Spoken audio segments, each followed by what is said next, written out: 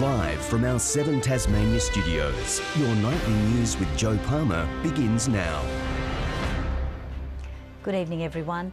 An image of a dead eastern quoll found trapped in a plastic bottle on Bruny Island has sparked outrage from Tasmanians. It's a devastating reminder of how rubbish can impact our native animals, and conservationists say it's getting worse. And a warning, this story contains distressing images. Tasmania's native bushland, littered with rubbish and man-made debris. The consequences of our litter problem highlighted in these images. This eastern quoll found on Bruny Island met the fatal consequence of this type of negligence. This quoll died an agonising death on Apollo Beach on Bruny Island. We thought it was important to share because it's symptomatic of the animal and plant species crisis happening in Tassie and the rest of the country. The eastern quoll is nominated to be listed as an endangered species. The future of these marsupials may lay in our hands. It is a worry. Throughout mainland Tasmania, quoll numbers have declined dramatically. Any species that's headed towards being endangered or is endangered, we want to take away any potential threat. Plastic pollution, an ever-growing issue in Tasmania.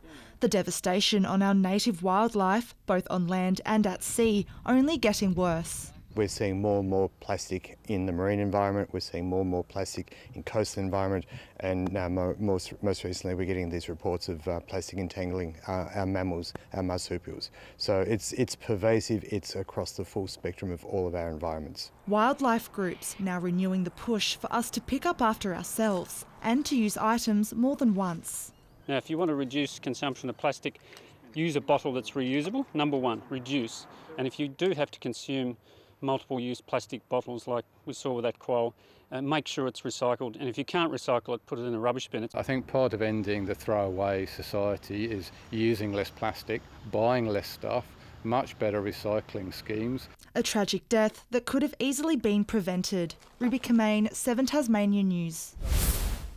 Tasmanians are being warned not to be careless with their lives near water as the weather starts to really heat up again tomorrow. The sweltering temperatures come as firefighters continue to battle an uncontained 20,000 hectare blaze at Gel River.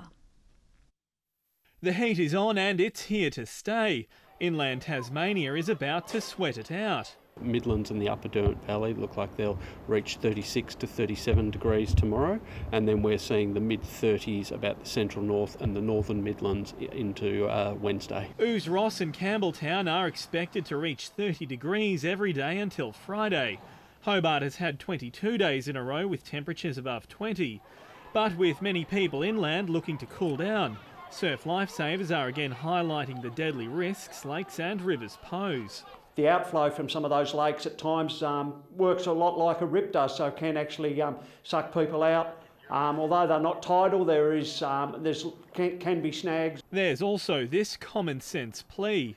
Anybody that's going in after drinking is taking their life into their own hands. The alcohol in your body will actually thin your blood and you'll actually get colder quicker, so especially around those inland lakes. The climbing mercury also raises the fire danger. We have a very high fire danger for the northeast, east coast, central north, Midlands and Upper Derwent Valley forecast districts for tomorrow, and we have actually issued a fire weather warning for the Midlands and the Upper Derwent Valley. Meanwhile, more than 100 firefighters and personnel remain on the ground at the Gel River fire.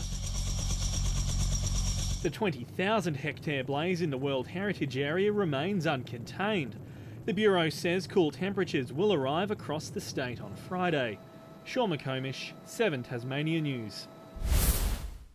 Tasmania Police says it's now looking for 2 men over a shooting in Kings Meadows last Friday. A 26-year-old Unamara man remains in hospital in a stable condition after he was shot in the leg on Pinkard Street. We are seeking assistance from the public in relation to any persons that may have seen the activity and the confrontation that occurred between the males in the white Hilux utility. Police say 2 men left the area in a white SUV shortly after the incident. Anyone with information is urged to contact Crime Stoppers. 3 blocks of state-owned land are going through the process of rezoning to make way for housing developments. The sites in Devonport, West Moona and Rokeby could be subdivided into around 40 blocks each, but there are still hurdles to clear.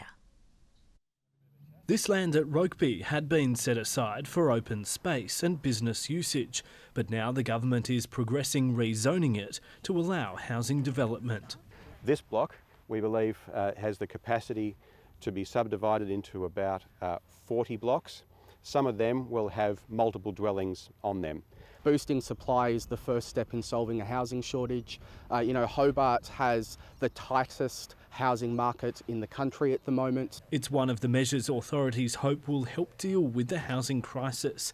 Social services say the ultimate answer is more housing stock. We have more people than we have long-term stable and affordable accommodation, and the needs of those people are growing as we can see employment opportunities opening up. With an economic uplift, Tascos says it's important workers can live affordably near employment. The East Coast and North East emerging as the latest front in housing pressures. While Hobart's been the concentration of the issue, we're hearing from some local councils, from some mayors and others, that we're seeing a tightening of the market in some of the more rural and regional areas that are hot tourist spots. More parcels of government land are set to be put up for rezoning when Parliament resumes. But another problem to solve: who will build the houses? With Tasmania experiencing some skills shortages. We need to attract people across the spectrum, particularly though those ones in delivering new houses, bricklayers, carpenters, plumbers, electricians. The government says it's aiming to have the building commence on this site by the end of the year. Michael Breen, 7 Tasmanian News. A 31-year-old driver has had his car clamped after allegedly being clocked driving 195 kilometres per hour on the Huon Highway last night. The man from Longley will face court in relation to the offence. Also due to face court, a 24-year-old Cayuta man who police say they detected riding his motorbike at 180 kilometres per hour on the same stretch of road earlier in the day. Tasmanians latching onto the sharing economy are being warned about financial risks. RACT Insurance says people leasing out homes for short stay accommodation and drivers using their cars for Uber may not be covered by standard policies. The insurance company says last year it only received change in home use notifications from 35 policyholders. Not doing so would put some of their biggest assets at risk, that being the home and the car are some of the biggest assets people have, and not having the right coverage on those assets could leave people in some dire circumstances. People are urged to contact their insurer to check the extent of their coverage. While rock and dance bands are expected to take over FOMA later this week, today saw a much more mellow start to the festival. There were still a few sleepy eyes at Cataract Gorge for a morning meditation session. The laid-back performance saw traditional Japanese drumming fused with flute music. They actually come from 2 different traditions. The drums are from the Shinto tradition and the shakuhachi is from the Buddhist tradition. I've played on and off for about 10 years. So they say in Japanese tradition, 10 years is when you start to get okay. The sessions will run every day of the festival this week. George Bailey is set to become the first Hurricanes player to reach the 50-game milestone when the side take on the Melbourne Stars at the MCG tonight. The former captain has notched up 1,196 runs with an average of 37 through his first 49 matches, with the Canes still sitting on top of the competition ladder, having dropped just the 1 game this tournament. The match begins after the news right here on 7 Tasmania. Aussie Caleb Ewan is ready to fire in the Tour Down Under. A series of late crashes split the field in last night's Down Under Classic before Ewan rode to his 3rd victory in the Criterium in Adelaide. The Aussie out-sprinted 3-time world champion Peter Sagan. It was a bit different to normal. It was very aggressive this race, so it made it a little bit harder. They'll battle again in tomorrow's opening stage of the Tour. Meantime, Tasmanian Will Clark showed form ahead of the race, winning the 2nd prime sprint.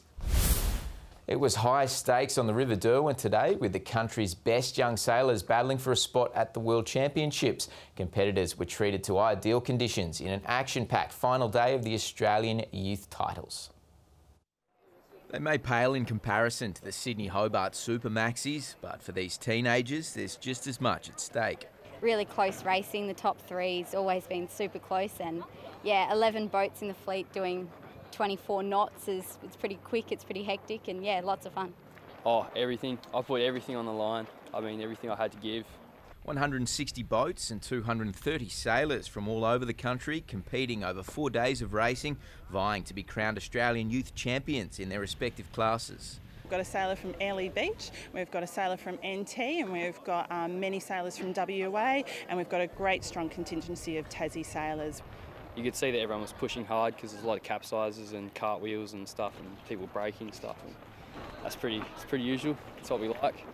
Racing made more intense, with selection in the national team also on the line for July's Youth World Championships in Poland.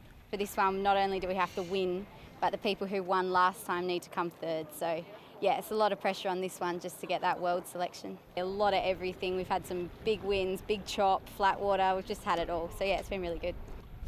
Good evening. Temperatures over the inland southwest and upper Derwent Valley were up to 10 degrees above average today. Ouse with 32 the warmest, Hobart 25, Launceston 28, Burnie 22, Devonport 23 degrees.